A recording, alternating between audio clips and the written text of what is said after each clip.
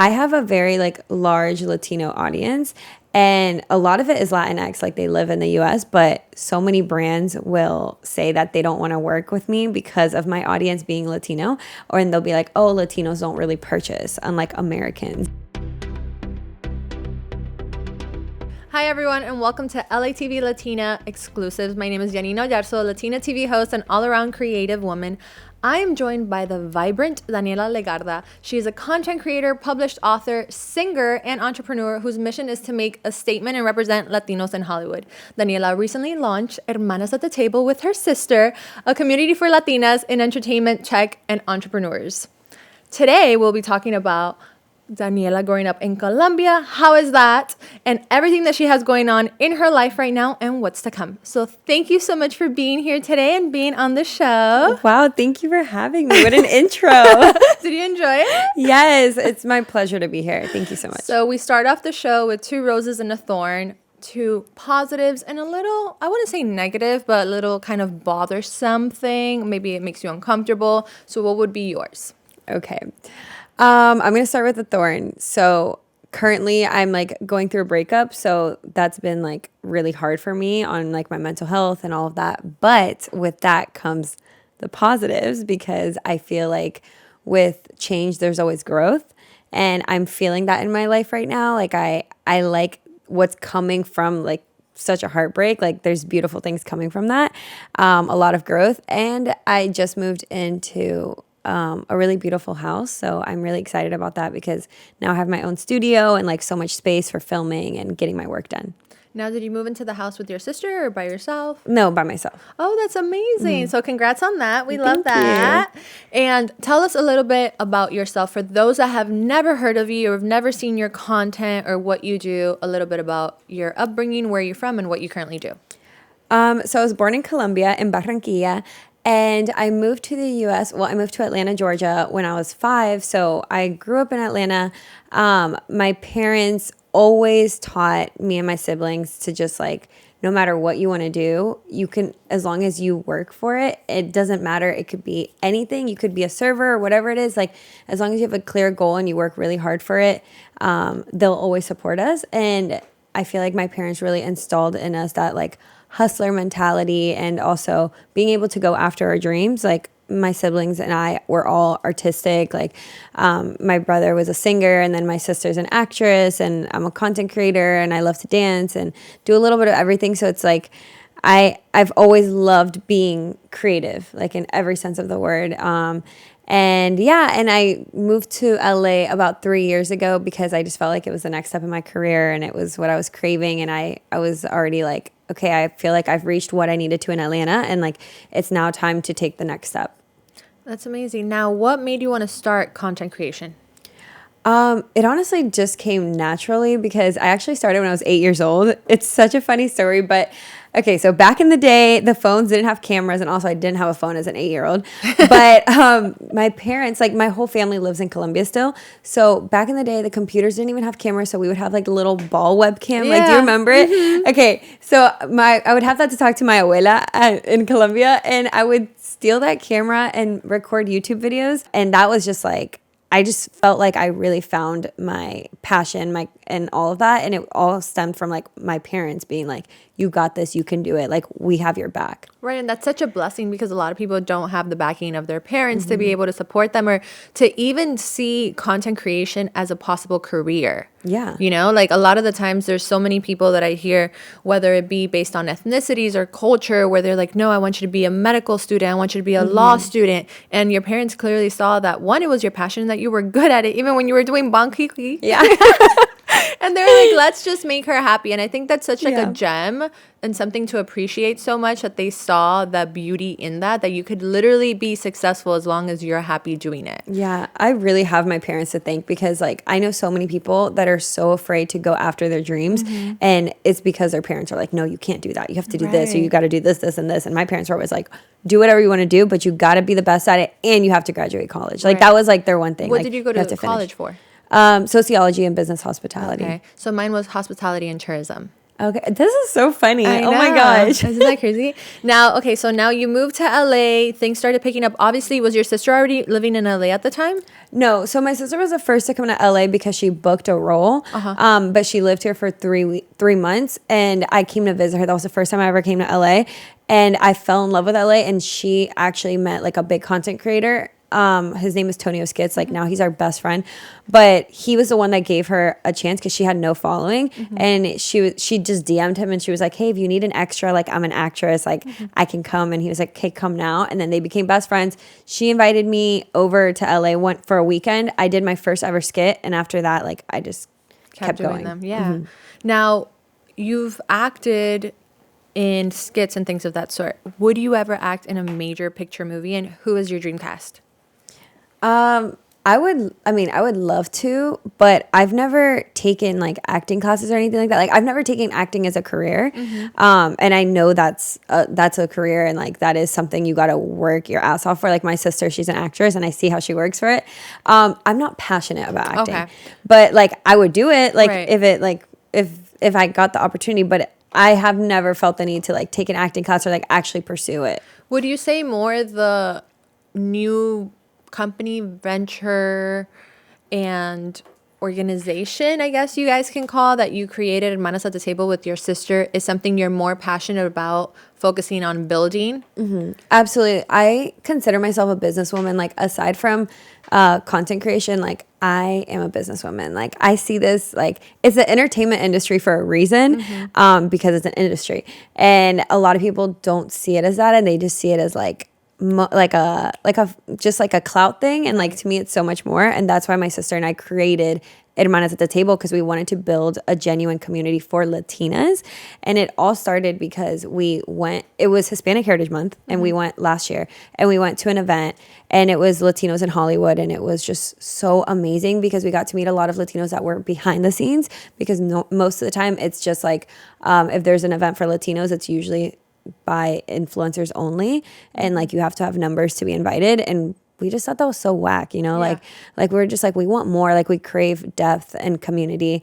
And going to that event, like we literally left in tears. And my sister calls me late at night, and she's like, we need to create our own community, like we have to do this, like no one's doing it, so it's gonna be us. And I was like, say less. And we did it, and it's been amazing ever since. And like that's how I got to meet you as well. And it's just been like such a growth too, because like you can always learn from other people.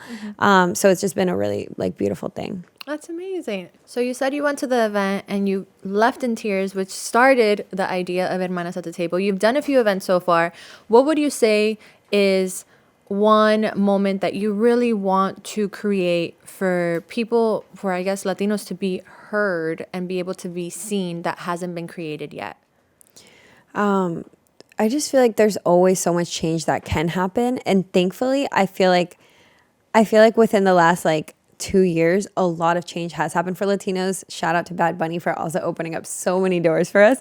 But I just want to see, like, one, I want to see more Latinas helping each other in the industry, because sometimes a lot of Latina women see it as a competition, and it's not a competition. Like, just like we're both here right now, like there is no competition between us. There's room for everyone. So I would really like that. Like, that is why we want to build this community, to show each other, like we can support each other. Like, you know, I was so thankful that you came to my event. So when you like asked me to come here, I was so honored, and I was like, yes, of course, I would love to. Like, even if I'm busy, I will make the time, because you made the time to come to mine. Yeah, and I think something really powerful that you said, that a lot of times people think it's competition, women think it's competition, but I always say the way I say hello and the way you say hello is going to be completely different. It's going to be received differently. So there's always, genuinely, as cliche as it sounds, there really is space for everyone, and somebody is going to listen to it differently and receive it differently. So I love that you guys are doing that. And like you said, you had the event at Meta. Big shout out to that, because you didn't just have an event anywhere. You had it at the Meta headquarters, and that was amazing. It was beautiful. I had my favorite sound bath teacher ever, Anna. She's a genius when it comes to that. She's so blessed with her technique and everything that she does. Now, is the thing that you guys want to do events and intimate events, or do you guys want to do workshops, or is it just kind of still in the building process? We want to do a little bit of everything. Like we actually, like our first ever event was very intimate. The one that you came to was still intimate, but it was a bigger group. It was like 50 girls. But it all depends. Like we had an event a couple months ago for International Women's Month, and we actually opened up to men and all cultures. So it was like we're celebrating all women. And we need the way to celebrate women is like with men as well. Of course. So that was a big event. That was like 200 people. But we have more plans of also doing like a workout class because my sister and I are so big on working out, and like that's how we take our anxiety out and like everything that's like built up, and that's how we like to start our day. So like there could be an event where we just do like invite 10 girls to come to do a workout with us and things like that. So it really just depends, and it also depends on like the month, what's going on, and what we want to focus on. Before you went to the Latino event where you felt very inspired, were there any specific situations that you felt that as a Latina you were being either typecasted or not given the opportunity only because of the way you looked and where you came from?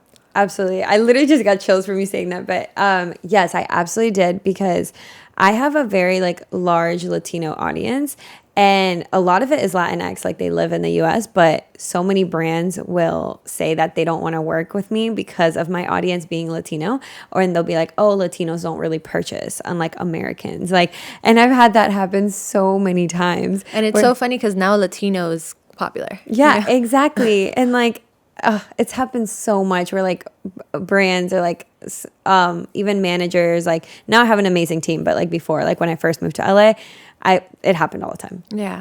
Now, how did you battle that in never wanting to kind of hide your Latinidad when being in an industry that is so white filled and American filled, but staying authentic to yourself while growing? Because you grew really fast. So what made you want to zone in it? Was it the people you had around you? Was it your family? Was it just like not feeling authentic to yourself if you didn't let people know that you were Latina? Yeah. No, I don't think, like, I've never seen it as a problem of me being Latina. I've just seen it as like a problem where like people don't want to work with me as much if my audience is Latino. It's just like, it's weird. So like, I've never once questioned like, oh, I don't want to show that I'm Latina. Like, hell no. I am so proud of that. I am always like Latina gang. Like, I love it. But there has been times where I have questioned like, do I belong in this industry? Like, is there space for me? Like, where sometimes, well, imposter syndrome, you know, where I'm like, maybe I don't belong here. Like, maybe I'm not good enough, or maybe I'm this and that. But like, for me, it goes it goes beyond like just making money. Like, okay, maybe I won't get these deals because of my following or because of this or that or whatever, but that's fine. Then I don't want to work with that brand, you know? Like, I am here to represent Latinos and like show them like we do deserve to be here, and like I'm doing it and you can do it too, because I am just like anyone else watching this. That's beautiful. Now, when it comes to everything that you're doing, it can be hard to sometimes not get the best reception, right? And even if it's not the audience members, it's like your inner critic. And you were talking about imposter syndrome and things of that sort. Now, right now you're in I would call a transitional phase. Not only are you doing Hermanas at the Table and your own ventures, but you're also going through a transitional phase, like you mentioned, going through a breakup. So do you have mental health rituals that you try to follow in times like this where maybe things aren't feeling all the time the greatest? Absolutely. Like when me and my ex like broke up, I was going through it. Like I couldn't even get myself to like film because I was just crying so much and I was so sad. And I also just felt like really lost because I was like, I spent like all these years with this person and like now who am I? And it's about like I took the time off. Like I didn't need that much time. I was fine, but I took like about 2 weeks off social media. Not fully, just took my time. Yeah. And then I was like, okay, let me find stuff that I'm going to do by myself to like find my identity without this person. And I was like, I want to start something new. And I started pole dancing classes. And it was like something like, just like so like liberating, and like, it's been making me feel so good because I'm like, I'm just trying something new. I'm like throwing myself into something, and it's getting my feminine energy out, which I feel like I've been operating in masculine energy for so long. Like, and like being your own boss and like making your own money and like being I'm a very like natural leader. Like I was operating so much on masculine energy. So now I am finding this feminine energy. So I started this dance class and I've been working out. I do not skip days during the week. On weekends I do, but because I need it to like release myself. And then I also started taking breathwork classes, which have been so helpful with like anxiety. So yeah, just like doing stuff like for myself, finding new hobbies like by myself. I think it's so important to, like you said, find yourself after a breakup, because a lot of the times you get so consumed in who you are with this person, who you are as a partnership, what they like to do, that you kind of forget to put yourself first. And like you add the fact that we're a woman, you add the fact that we're Latinas, we're very giving, nurturing, we're always like, is everything taken care of? So it's like, I love that you're going through that phase, because it's a self-discovery phase, and it starts making you figure out like, I don't really like that, but I like this. And being able to say, actually, no, I don't like this, and I know that now about myself. Yeah. So you're in your soft girl era. We love that for you. Yes. Now, what's something that you would say that you learned from that relationship? Oh, I learned so much. Like I was in a great relationship. Like I wasn't in a bad relationship or anything like that. Like it was amazing. I feel like I learned how to love and be loved, because I had never been in love before. So it was really beautiful. And like, I realized I love love. So I learned a lot, and now I just want to like be on my little more like selfish, like focus on me. I want to travel. Like I want to just do these things that like, I want to go out partying more. Like I want to dance. Like I just want to do more stuff and like hang out with my girls more. Because I moved to LA, and when I moved to LA, I got in my relationship right away. So I never had like a single girl era in LA, and I never really met that many girlfriends because I was always in a relationship in LA. And I also lived with my sister. So I didn't really need to put myself out there with girlfriends. And then now that I'm single and my sister's in a relationship, I realize I need girlfriends. So I'm really like putting myself out there and like making plans with my girls and like trying to, like have a life outside of my ex and my sister too. Do you ever feel the pressure in society, in the age that we're in, and maybe in the age that you're in, that women are supposed to be doing something, and now you're kind of going through a different phase in your life? Because I was in a 7-year relationship, and I always say that I went through a 7-year relationship. I came out and I felt like I was 52 years old with 5 kids, but I had no kids because of the fact that I was like, oh my God, who am I? And I had to rediscover myself and all that stuff. But now for me, all my friends are getting engaged and having kids or their second kid. And I'm over here like, I'm still trying to find myself. And I want to do like the things I've never done. And I didn't go through my 20s having that single girl life or college life, because I did college online while building a business. So I'm like, there's so much that I still want to experience and everything. But then all my other friends that are my age are like getting married and settling down. And I'm like, I'm not like this crazy party girl, but I still want to learn more about myself. So do you ever feel that conflict of like, okay, well, this is fun, but like, I kind of miss being in a relationship? Yes, absolutely. Like, I thought I was going to marry this guy. I thought I was going to be like married, and like I wanted to have kids like really soon. Like I feel like I was born in this world to be a mom. But so I didn't think I was going to be single. Like it really came like out of nowhere. No, I didn't. But it's like it didn't come out of nowhere, but like I didn't think I was going to like break up or anything.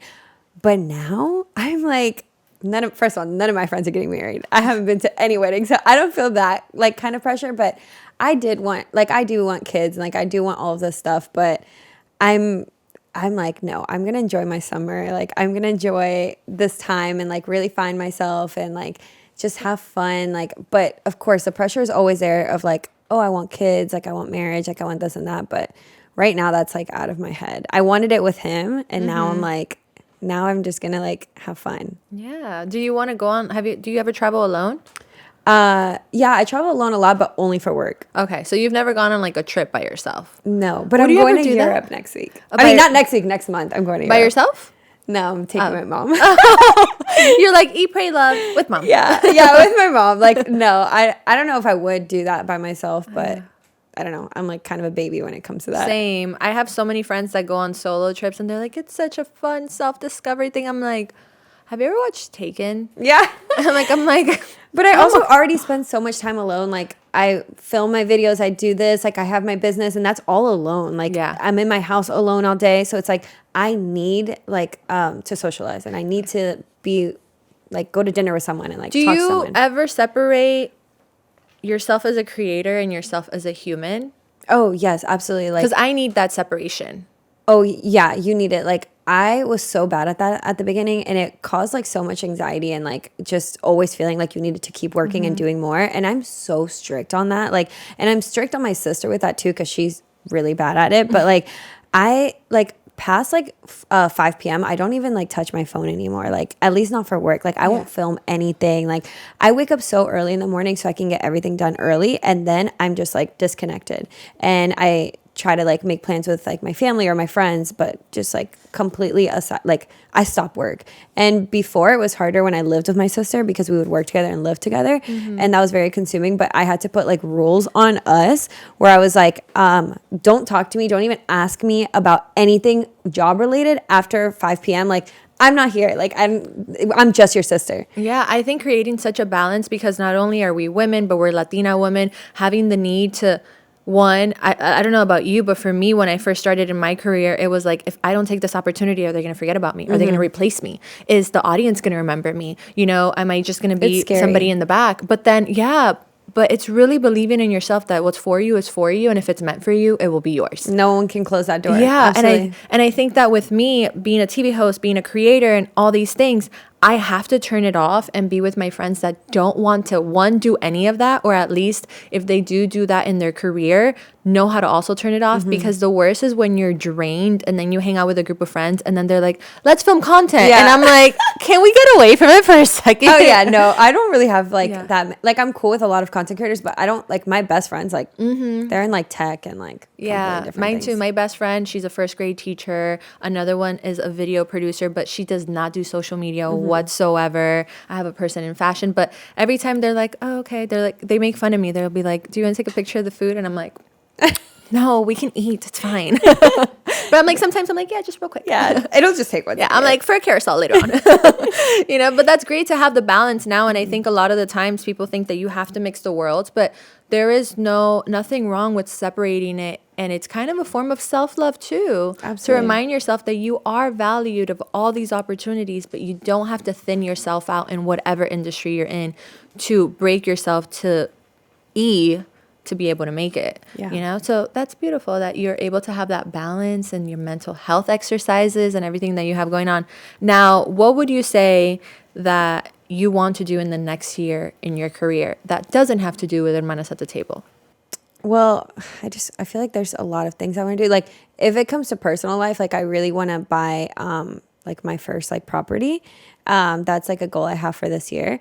But when it comes to career wise, I am like looking to start a new business. I want to start like a sexy, not just sexy, but like cute and sexy pajama business. I feel like I'm Colombian, and like in Colombia, like all the girls wear pajamas, like like to bed. And it's so funny because I grew up here, and then my mom would be like, you have a boyfriend and you're going to sleep in that t-shirt, like Daniela, he's gonna break up with you. And I was like, and now I love like feeling like good when I go to sleep. If I'm by myself, if I'm with a man, whatever it is, like I like to like look good even when I'm in bed. So I'm actually gonna start that like business. Like, it's one of my new like business ventures I'm taking on. That's beautiful. I actually told somebody that my hairstylist, she was dyeing my hair, and I told her, I was like, you know, I'm going on a trip. I was going to Hawaii, and I said, I just ordered these 2 new sets from Amazon, but I was like, they're all like kind of basic, whatever, it's cool. But I aspire to be the girl that has like the cute set with the matching robe every day of the week. And I'm just like, this is just what I have in my drawer. Like, I wasn't trying. Like this is just, this is just me on a regular basis. And my hairstylist is like, that's who I am. I buy them at Macy's, and on Black Friday, they're at 75% off. I was like, oh, okay. Well, I want to be like you when I grow up. Yeah, exactly. So, like, you just feel better. Like, I don't know. But yeah, I am starting that. I also feel like, to find it, it's like Amazon or like, it's like fast fashion, and I want to bring actually the fabrics from Colombia, so it's going to be really cool. That's going to be really fun. Well, what would you say right now is success mean to you? I I think success means health and happiness. I have gone through a point in my life where I had like a lot of success in career and like money, but I was going through like a grief and like a bunch of stuff, and I just felt like the worst of my life. So to me, I don't measure success anymore with like money or like where I am with my career. I just measure it with where I am like mentally, and la salud mental and like actual health. So yeah, as long as like I'm happy, I'm truly happy, and my family's happy, like that is success to me. Well, thank you, Daniela, so much for taking the time to not only talk to me, but to share a little bit more about yourself to everybody watching and listening. If you'd like to join the community, you can sign up at the link in their Instagram bio, which is at hermanasatt. And where can the audience find you on Instagram and your socials? You can find me everywhere at Daniela Legarda. Well, thank you so much for watching another episode of LATV Exclusives. I'm your host, Janina Oyarzo, and with our beautiful guest, Daniela. You can follow us at LATV Latina and make sure to download the LATV Plus app to catch all the episodes and this one as well. Until next time, bye.